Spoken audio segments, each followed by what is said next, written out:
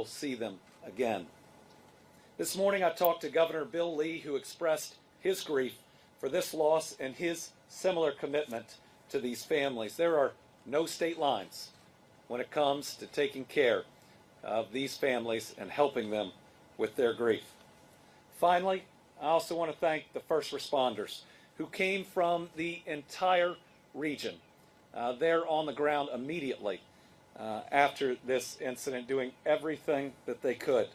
The first responders included the Kentucky State Police, Trigg County Emergency Management, Trigg and Christian County Sheriff's Offices, Trigg and Marshall County Rescue Squads, East Golden Pond and other Trigg County Fire Departments, Trigg County EMS, and the Christian County Emergency Management. Listen, here in Kentucky, and I know in Tennessee, we love Fort Campbell. We love all the people that live here and that work here. They are a part of our community, of who we are. Their loss today is our loss. And we're going to stand with both those that are here today, and again, we're going to make sure that these families know that they are loved and that they are not alone. Thank you.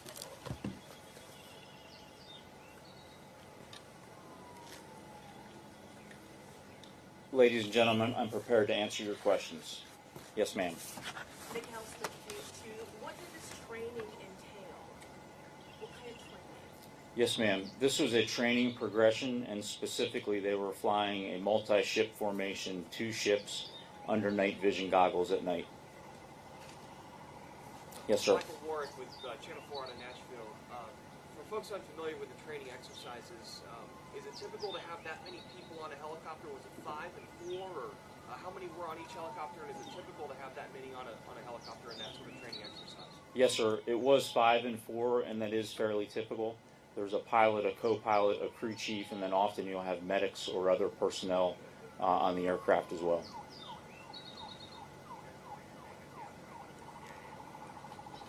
Yes, ma'am. Hi, Jacqueline, ABC News. Do you have any, or can you shed some insight onto the conditions perhaps leading up to the crash, or do you have any insight into what caused this crash?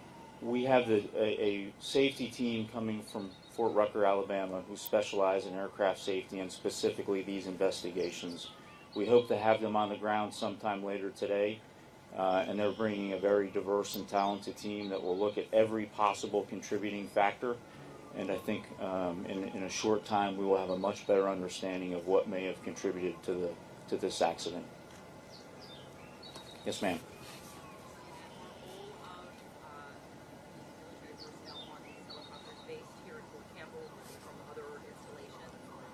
Yes, ma'am, thank you. They were all based at Fort Campbell in the 101st Airborne Division. Yes, ma'am. Hi, this is Kyle Stevens with CBS National News. Wanted to know a little bit more about the helicopters that were in play here. Can you just give us a little bit of background on what they are for and what they do? Yes, ma'am. They were a variant of the Black Hawk. In these specific aircraft were medical evacuation aircraft. However, we believe that they were the accident occurred when they were doing flying, not deliberate medical evacuation drills. So practice. Correct. Yes, ma'am. Yes, ma'am. Did the helicopters fly? At this point, we don't know. We're hopeful that when we get the team from Fort Rucker here and they're able to pull some of the data out of the onboard computers, that we'll have a better understanding of exactly what happened. Yes, ma'am. Was there any sort of signal at radioing for help or anything like that previous to this happening? No, ma'am.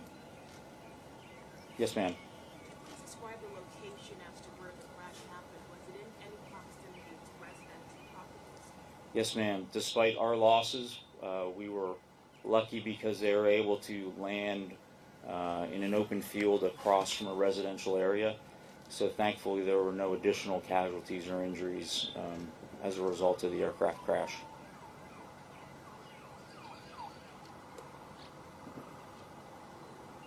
Yes, sir. Jerry with ABC out of Nashville. Are these helicopters you talked about getting data from them, are they equipped with like a black box like we hear when passenger planes go down, or is it more just computer type instruments that you would look at? Yes, sir. They do have something very similar to the black boxes that we see on the larger aircraft, and we're hopeful that that will provide quite a bit of information of what occurred. Yes, ma'am. Jordan Whalen, 44 News. When do you expect to reach out to the families to release those names? Yes, ma'am. We started next of kin notification early this morning. We have some family members that are in the local area that we were able to contact fairly quickly, but we also have some family members across the United States and a few outside of the United States. So that process is ongoing. We're doing everything we can to notify families as quickly as we can, but I don't have a good estimation on when the final notifications will occur. Yes, ma'am. Sir. Edward Marlowe, WKDC. Do you happen to have any sort of an estimate as to the rapid response time that's been talked about a lot? Is there an average time at which Fort Campbell and Trigg County and Christian County were able to respond? Yeah, I don't have an actual response time, but I will tell you that we know that they responded incredibly quickly and immediately established communication with our leadership here at Fort Campbell, and then jointly we were able to secure that location and get the right folks there to start helping at the site. Yes, ma'am. Were there any transports to medical facilities nearby, or were all soldiers? No, ma'am, there were no transports off the crash site. Yes, sir. How was the post made aware of the crash? Were they being monitored by radar? Was there radio communication, or was it people in the area that called 911? Yes, we had other aircraft in the vicinity, so we were actually notified via multiple means. One was by the Trigg County first responders was one of the calls, and then we also had aircraft that were able to quickly move to that location and actually stayed overhead for quite some time. We'll take two more questions. Yes, ma'am. Cindy Snow with Fox 17 in Nashville. When, to your knowledge, or ever, did something like this happen here at Fort Campbell during a training exercise?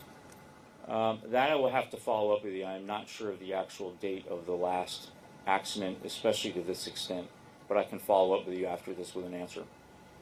Yes, ma'am. Going forward, how will you take extra safety precautions to ensure that this doesn't happen again? Yeah, that's a great question. Everything we do, safety is integrated into this. And for context, when we do any training, but especially aviation training, they do very, very detailed planning, very detailed rehearsals. Depending on the risk of the operation they're doing, has different levels of approval from the command. So we will always relook our safety precautions and our measures. But this was, like all of these training events, safety is a primary focus for us. Thank you. Thank you all for attending. This concludes the press conference. You'll be able to find a press kit with the QR code you're provided. If you didn't get one, I will provide one to you. Thank you. Thank you.